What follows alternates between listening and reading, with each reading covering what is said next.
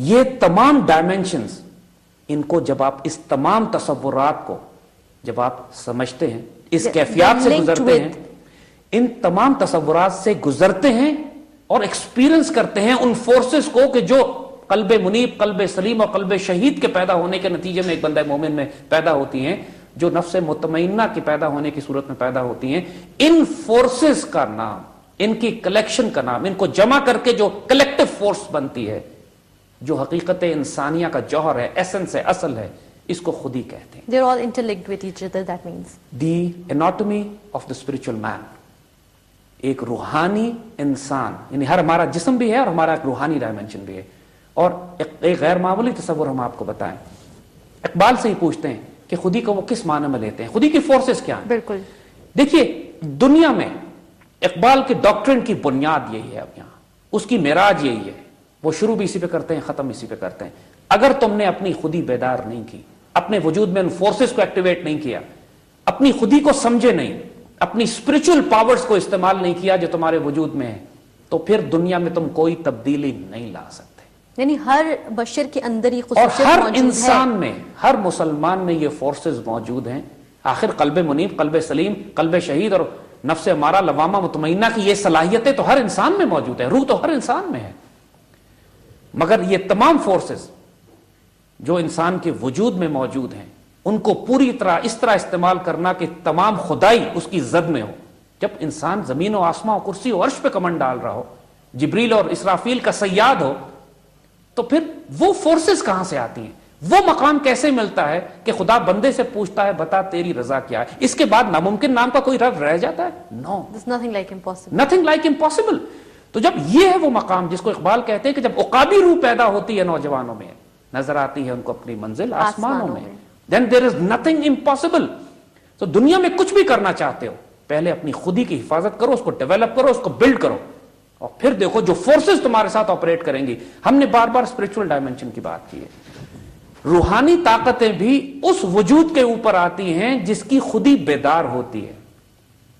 Spiritual dimensions کے لیے بھی، اسپرچول فورسز کے لیے بھی، آپ کی خودی کا بیدار الذین قالوا ربنا اللہ ثم استقاموا تتنزل علیہم الملائکہ، جن لوگوں نے کہا اللہ ہمارا رب ہے اور اس پہ استقامت اختیار کی، یعنی بقول اقبال کی انہوں نے اپنی خودی ڈیولپ کی، تتنزل علیہم الملائکہ، ان پر فرشتے نازل ہونا شروع ہو جاتے ہیں. یعنی یہ صرف پیغمبروں کے اوپر ہی نہیں ہوتے. الذین آمنوا، یہ ایمان والوں، الذین قالوا ربنا اللہ، یہ مومنین کے لیے، اللہ کے بندوں کے لیے. اس کو اقبال کا مومن کہتے ہیں. اقبال کا مومن وہ وجود ہے جس نے اپنے اندر ان روحانی طاقتوں کو ڈیولپ کر لیا ہے جن کو اقبال خودی کہتے ہیں. آئیں دیکھیں خودی کو ڈیفائن کیسے کرتے ہیں. It's a fascinating concept. اتنا غیر معمولی، most interesting, most spiritual اور سب سے ڈیلیکیٹ اور سینسٹیو. اور اس پہ بڑے بڑے اسکالرز یہاں خاموش ہو جاتے ہیں کیونکہ یہ وہ بات ہے کہ جو علم کلام یا بحث کی نہیں ہے، ان ایکسپیرینسز سے گزرنا پڑتا ہے. جس کی خودی کی زد میں ساری خدائی نہ ہو، وہ اس پر کیسے بات کر سکتا ہے؟ بالکل. اور اس تمام ایشوز پر بات کرنے کے لیے، اور اقبال ہی کوئی ہوگا اقبال کے کیلیبر کا جو سمجھائے گا کہ یہ معاملات کیا ہیں. ہم بھی طالب علم ہیں اور سیکھنے کی کوشش کر رہے ہیں، اور یہاں یہ کانسیپٹ لیکن اتنے غیر معمولی ہیں کہ ہم چاہیں گے کہ ان کو شیئر کریں. جوہر زندگی ہے عشق. دیکھیے اقبال کا پوری ڈاکٹرن ہم نے پہلے جو ڈیفائن کی، وہ علم اور عشق کی بات کرتے ہیں، اور وہ کہتے ہیں کہ مرتبہ عشق سے، قوت عشق سے ہر پست کو بالا کر دے، دہر میں اسم محمد سے اجالا کر دے. وہاں اقبال نے صرف عشق کی بات کی ہے. پہلے یہ تصور دیا ہے کہ سب سے زیادہ پاورفل فورس انسان کے وجود میں عشق ہے.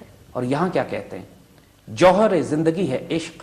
زندگی کا جو ایسنس ہے، زندگی کی جو روح ہے، وہ عشق ہے، مگر جوہر عشق ہے خودی. Extremely beautiful. Extremely beautiful. That's very deep as well. کہ زندگی کا جوہر تو عشق ہے، لیکن عشق کا جوہر خودی ہے.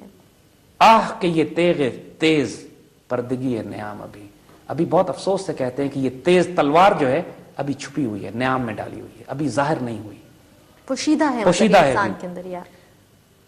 تو راز کن فکاں ہے، اپنی آنکھوں پر عیاں ہو جا، خودی کا رازداں ہو جا، خدا کا ترجمہ ہو جا.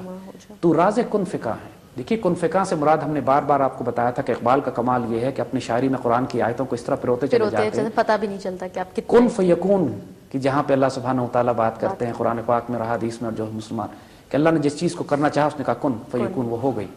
تو اقبال ایک بندہ مومن کو مخاطب کر کے کہہ رہے ہیں کہ تو راز کن فکاں ہے، تم کن فیکون کا بہت بڑا راز ہو. دیکھیے پوری کائنات تو اللہ نے کن فیکون سے بنائی ہے، بندہ مومن کو کن فیکون سے نہیں بنایا.